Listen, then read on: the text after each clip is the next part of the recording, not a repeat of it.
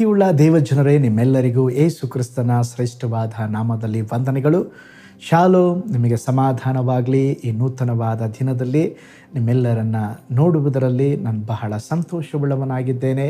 ಈ ಹೊಸ ದಿನದಲ್ಲಿ ಕೂಡ ದೇವರು ಹೊಸ ಆಶೀರ್ವಾದಗಳನ್ನು ನಿಮ್ಮ ಜೀವಿತದಲ್ಲಿ ದಯಪಾಲಿಸಲೆಂಬುದಾಗಿ ಪ್ರಾರ್ಥಿಸ್ತೇನೆ. ಈ ದಿನ ಕೂಡ ದೇವರ ವಾಕ್ಯವನ್ನು ಧ್ಯಾನಿಸೋಣ. ಈ ದಿನ ದೇವರ ವಾಕ್ಯದ ಜ್ಞಾನಕ್ಕಾಗಿರುವಂಥ ವಿಷಯ ಆಶೀರ್ವಾದದ ಮಾರ್ಗ. ಅದಕ್ಕೆ ಆಧಾರವಾಗಿ ಜ್ಞಾನೋಕ್ತಿಗಳು 11ನೇ ಅಧ್ಯಾಯ 25ನೇ ವಚನ. ಉದಾರಿಯು ಪುಷ್ಟನಾಗುವನು, ನೀರು ಹಾಯಿಸುವವನಿಗೆ ನೀರು ಸಿಕ್ಕುವುದು. ಲೂಕನ ಬರೆದ ಸುವಾರ್ತೆ 6ನೇ ಅಧ್ಯಾಯ 38ನೇ ವಚನ. ಕೊಡಿರಿ, ಆಗ ನಿಮಗೂ ಕೊಡುವರು. ಜ್ಞಾನೋಕ್ತಿಗಳು 3ನೇ ಅಧ್ಯಾಯ 9ನೇ ವಚನ. ನಿನ್ನ ಆದಾಯದಿಂದಲೂ ಬೆಳೆಯ ಪ್ರಥಮ ಫಲದಿಂದಲೂ ಯೆಹೋವನನ್ನು ಸನ್ಮಾನಿಸು. 2 ಕೊರಿಂಥದವರೆಗೆ ಬರೆದ ಪತ್ರಿಕೆ 9ನೇ ಅಧ್ಯಾಯ 7ನೇ ವಾಕ್ಯ. ಪ್ರತಿಯೊಬ್ಬನು ತನ್ನ ತನ್ನ ಹೃದಯದಲ್ಲಿ ನಿರ್ಣಯಿಸಿಕೊಂಡ ಪ್ರಕಾರ ಕೊಡಲಿ, ದುಃಖದಿಂದಾಗಲಿ ಬಲಾತ್ಕಾರದಿಂದಾಗಲಿ ಯಾರೂ ಕೊಡಬಾರದು, ಯಾಕೆಂದರೆ ಸಂತೋಷವಾಗಿ ಕೊಡುವವನ ಮೇಲೆ ದೇವರಿಗೆ ಪ್ರೀತಿ ಉಂಟು. ಮಲಾಕಿ 3ನೇ ಅಧ್ಯಾಯ 10ನೇ ವಚನ. ನನ್ನ ಆಲಯವು ಆಹಾರ ಶೂನ್ಯವಾಗದಂತೆ ನಿಮ್ಮ ದಶಮಾಂಶ ಯಾವತ್ತನ್ನು ಭಂಡಾರಕ್ಕೆ ತೆಗೆದುಕೊಂಡು ಬನ್ನಿರಿ. ನಾನು ಪರಲೋಕದ ದ್ವಾರಗಳನ್ನು ತೆರೆದು ನಿಮ್ಮಲ್ಲಿ ಸ್ಥಳ ಹಿಡಿಸಲಾಗದಷ್ಟು ಸುಬರವನ್ನು ಸುರಿಯುವನೋ ಇಲ್ಲವೋ ಎಂದು ನನ್ನನ್ನು ಪರೀಕ್ಷಿಸಿರಿ. ಇದು ಸೇನಾಧೀಶ್ವರನಾದ ಯೆಹೋವನ ನುಡಿ. ಈಗ ಓದಿಕೊಂಡಂಥ ಎಲ್ಲ ವಾಕ್ಯ ಭಾಗಗಳು ಸ್ತೋತ್ರ ಕೊಡುವುದರ ಕುರಿತಾಗಿ ಮಾತನಾಡುತ್ತದೆ.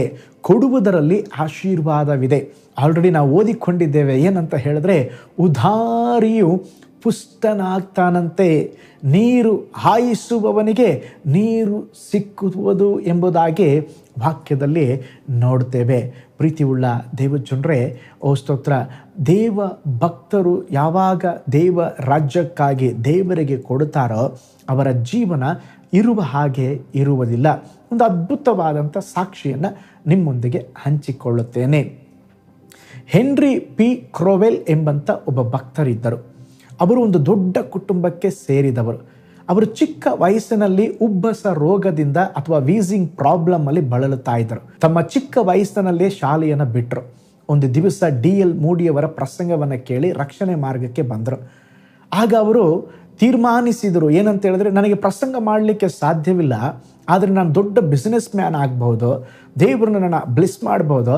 ದೇವರ ಚಿತ್ತವಿದ್ದರೆ, ದೇವರು ನನ್ನನ್ನು ಬ್ಲೆಸ್ ಮಾಡಿದ್ರೆ ನಾನು ದೇವರ ರಾಜ್ಯಕ್ಕಾಗಿ ದೇವರ ಸೇವೆಗಾಗಿ ಕೊಡುತ್ತೇನೆಂಬುದಾಗಿ ಒಂದು ಬಿಸ್ನೆಸ್ಸನ್ನು ಆರಂಭಿಸಲಿಕ್ಕೆ ಸ್ತೋತ್ರ ತೀರ್ಮಾನಿಸಿದರು. ಆದರೆ ಅವರಿಗೆ ಚಿಕ್ಕ ವಯಸ್ಸಲ್ಲಿ ಒಂದು ರೋಗ ಇತ್ತಂತ ಹೇಳಿದಲ್ವಾ, ಆ ರೋಗದ ನಿಮಿತ್ತವಾಗಿ ಅವರಿದ್ದಂಥ ಸ್ಥಳವನ್ನು ಬಿಟ್ಟು ಇನ್ನೊಂದು ಸ್ಥಳಕ್ಕೆ ಅವರು ಹೋದರು.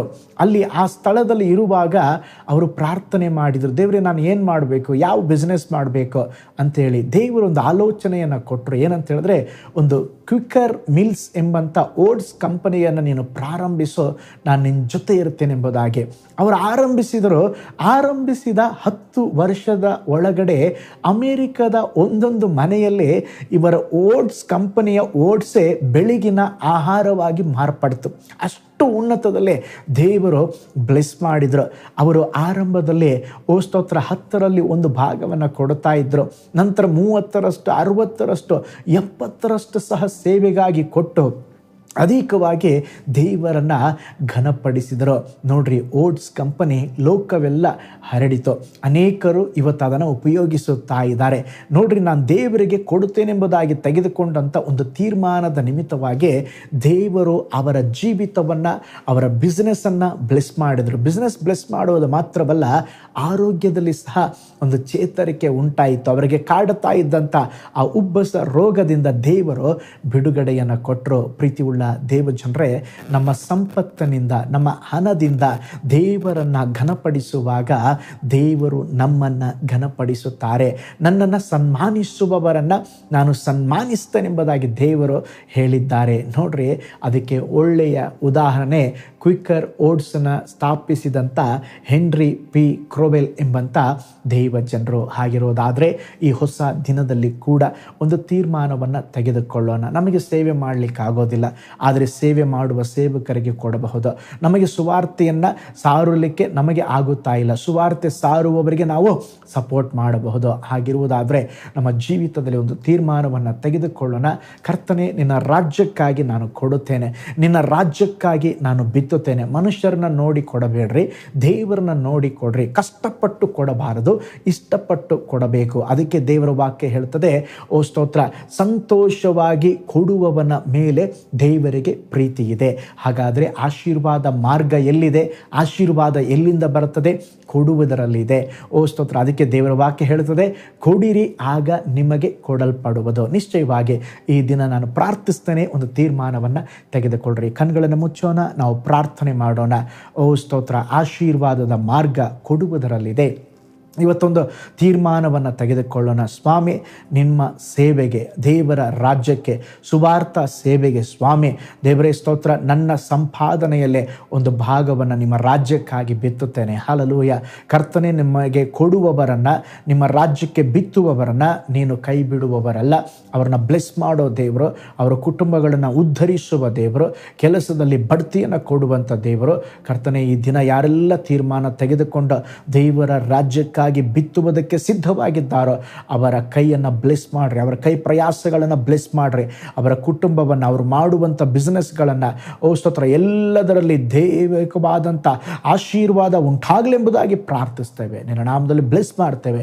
ಈ ಹೊಸ ದಿನದಲ್ಲಿ ಕೂಡ ನಿನ್ನ ಜನರನ್ನ ನಡೆಸ್ರಿ, ನಿನ್ನ ಕೃಪೆಯಿಂದ ತುಂಬಿಸ್ರಿ. ಸಕಲ ಸವಾಲುಗಳನ್ನು ಸಂಧಿಸಲು ನಿನ್ನ ಮಕ್ಕಳಿಗೆ ಬೇಕಾದಂಥ ಕೃಪೆ ಬಲವನ್ನು ದಯಪಾಲಿಸ್ರಿ. ಈ ದಿವಸ ಆಶೀರ್ವದಿಸಿ ಕೊಡ್ರಿ. ನಮ್ಮ ಪ್ರಾರ್ಥನೆ ಕೇಳಿದ್ದಕ್ಕಾಗಿ ಸ್ತೋತ್ರ, ಯೇಸುವಿನ ಹೆಸರಿನಲ್ಲಿ ತಂದೆಯೇ, amen, amen. Praise the Lord. ಹಾಗಾದರೆ ಆಶೀರ್ವಾದ ಮಾರ್ಗ, ಆಶೀರ್ವಾದ ಎಲ್ಲಿದೆ? ಕೊಡುವುದರಲ್ಲಿದೆ. ಕೊಡೋಣ, ಕರ್ತನ ನಾಮವನ್ನು ಘನಪಡಿಸೋಣ. ಕರ್ತನು ನಿಮ್ಮನ್ನು, ನಿಮ್ಮ ಕುಟುಂಬವನ್ನು ಬ್ಲೆಸ್ ಮಾಡಲಿ. ನಾಳೆ ಮತ್ತೊಂದು ದೈನಂದಿನ ಜ್ಞಾನದಲ್ಲಿ ನಾನು ನಿಮ್ಮನ್ನು ಸಂಧಿಸ್ತೇನೆ. ನಾನು ನಿಮ್ಮ ಪ್ರೀತಿಯ ಸೇವಕ pastor Paul Joy. God bless you all.